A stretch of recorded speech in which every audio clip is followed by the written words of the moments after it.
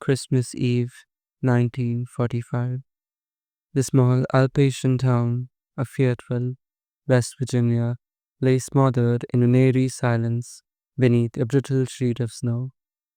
The wind whispered through the mountains like a restless spirit, rattling loose shutters and bending skeletal trees until they creaked like old coffins. Inside the house homes, families slept soundly, their dreams warmed only by the faint flickering glow of Christmas lights that sprayed like dying embers in the night. But one particular house, still stirred with life, the Sodder home. Within its walls, George and Jennie Sodders, 10 children, filled the room with warmth and laughter, their voice a stark contrast to the deathly quiet outside. The older children teased and tussled, while the younger ones clutched their freshly unwrapped eyes as if they were priceless treasures. The fire in the hearth snapped and popped like a watchful heartbeat, casting long shadows that danced across the walls, stretching into strange, unearthly shapes. It felt safe, untouchable, a sanctuary from the cold world outside. But the clock was already ticking. In less than an hour, that laughter would be silenced forever. The Sodder home would be reduced to a blackened skeleton of ash and charred timber. 5 of the children, bright, innocent, faces now swallowed by the shadows, would simply vanish. And from that night forward, the Sodder family would be trapped in a nightmare, one steeped in unanswered question, whispered rumors, and a darkness that has never truly lifted. Around 12:30 a.m., the house was finally beginning to quiet. Jennie Sodder, weary but content from the night's celebration, decided it was time to end the laughter and usher everyone to bed. Cradling little Sylvia in her arms, she ascended the creaking stairs, the warm glow of the hearth beneath her slowly dimming as she climbed. But the older children, Maurice, 14, Martha, 12, Louise, 9, Jenny, 8, and Betty, 5, begged her for just a little more time.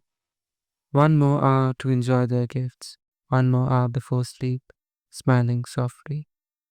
Jenny relented, believing there would be many more nights like this one. She had no way of knowing it would be the last time they ever saw them alive. 1 a.m., Jenny woke to a sound that snapped her from sleep. A sharp, unnatural thud echoed from the roof, like something heavy, something deliberate, striking the shingles above. She sat frozen in the bed, listening. Then came another sensation, the acrid stench of smoke. Panic surged through her veins. She stumbled into the hallway and was met with a nightmare. The walls were alive, flames slithering upwards like serpents hungry for air. The fire hissed and roared as if it had never been waiting for this moment. The Sodders scrambled desperately to wake the children.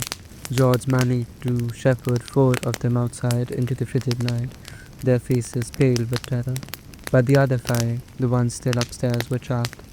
George dashed towards the staircase, only to find it swallowed in fire, each step collapsing into glowing embers.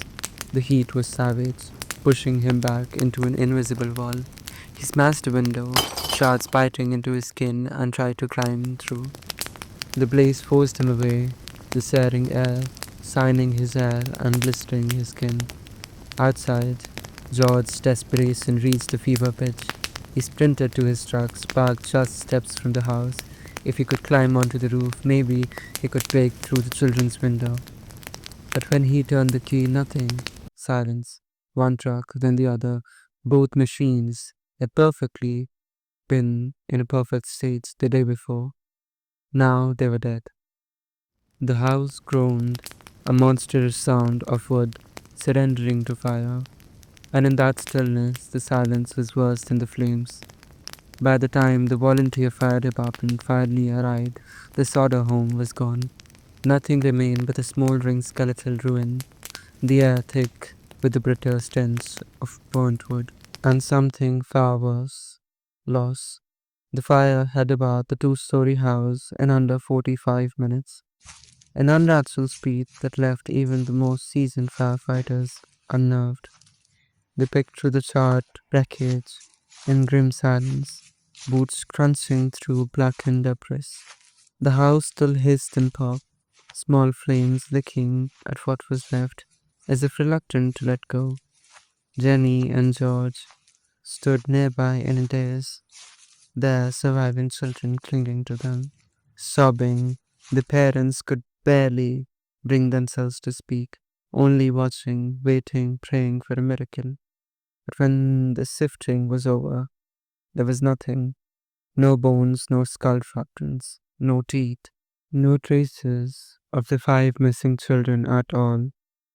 The fire had burned hot, yes, but experts knew the truth. Even the most ferocious house fires do not consume human remains completely. Bones do not simply disintegrate into nothing in under an hour, and yet here the earth was barren. It was as though the children had been swallowed by the night itself. The firefighters exchanged uneasy glances, but said little. Behind their stoic faces, each man was thinking the same thing. This shouldn't be possible. What began as a tragedy was now becoming something else, something colder, something that whispered of deliberate hands and unseen forces. Because in Fayetteville, West Virginia, the ashes of the Sodder home carried a secret, and someone or something had ensured it would never be found. At first, the whispers were cruel. People said Jenny and George were simply in denial, that they couldn't escape the unthinkable truth. But as the days crept forward, the shadows around the tragedy deepened, and unsettling details began to claw their way to surface. The family's telephone line, investigators discovered, had not been burned through the fire, as everyone assumed. It had been cut, cleanly, deliberately, severed in the dead of the night to ensure that no one inside the house could call for help. Then there were the trucks, both George's coal delivery trucks, machine he relied on every single day, had been in perfect working before the fire.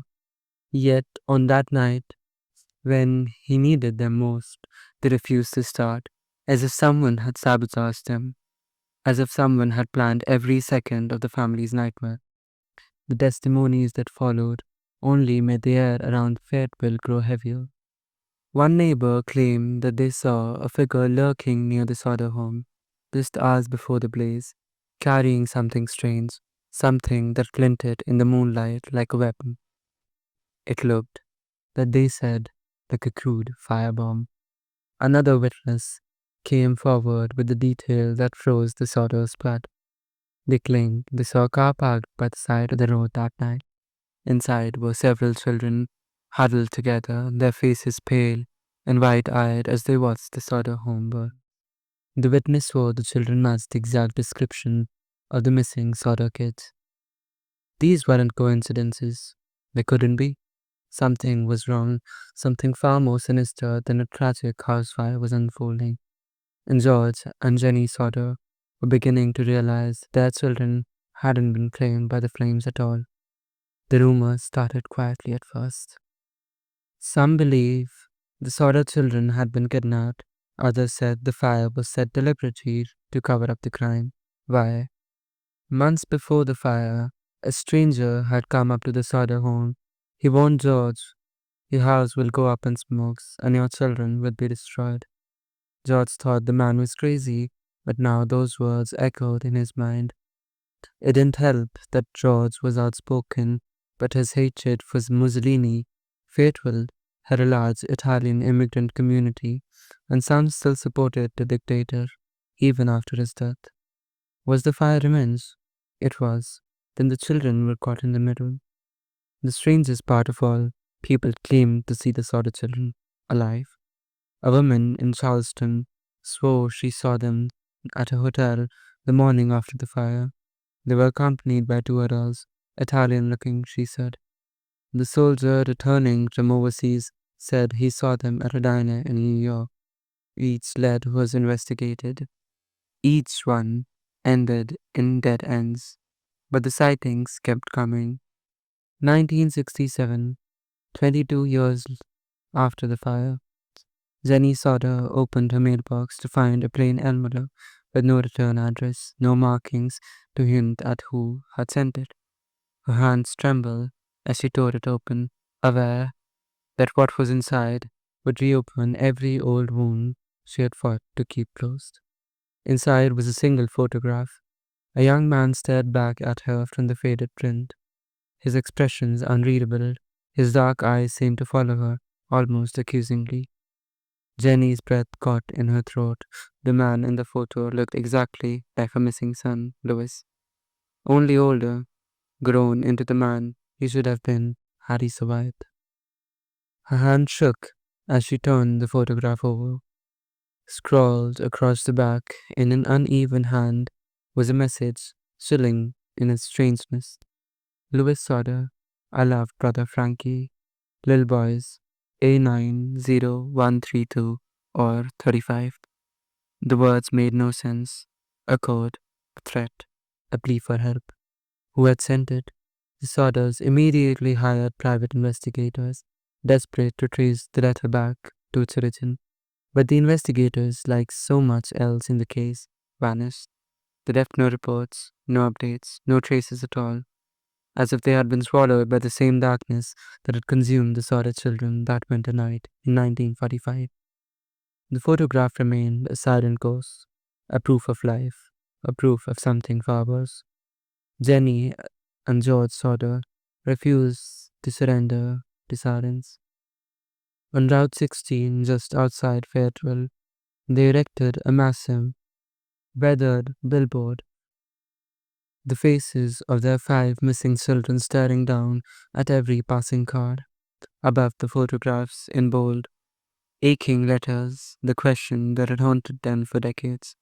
5 children missing. What was their fate? The billboard loomed over the highway like a ghost, its peeling paint unfading images a permanent scar on the landscape. Travelers slowed as they passed, unable to look away from those young, hopeful faces. Some crossed themselves, others whispered the children's name, as though saying them out loud might summon the truth. But the truth never came. Leads died out, sightings were never confirmed.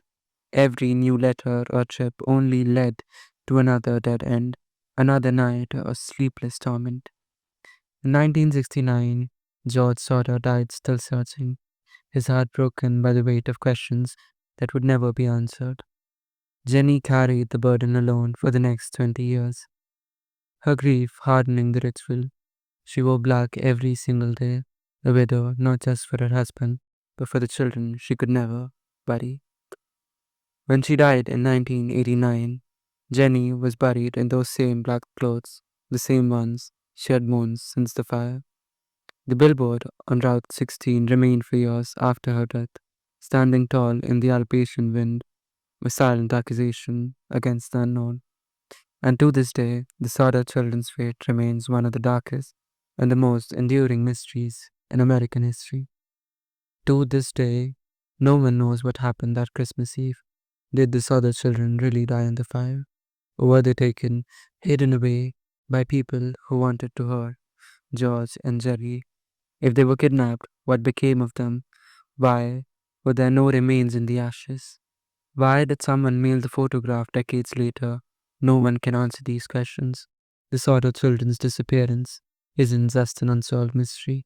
It's a ghost story, a story of 5 children who were there one moment and gone the next. On cold Christmas night in Fayetteville, people still whisper about the Sodder house. Some say you can hear the children crying from the hillside where the house once stood.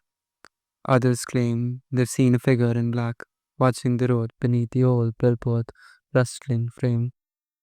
And then there's the most chilling thought of all. If those children didn't die in the fire, someone out there still knows exactly what happened. But they've kept the secret for nearly 80 years. Come back again at this nocturnal hour to witness another horrifying tale.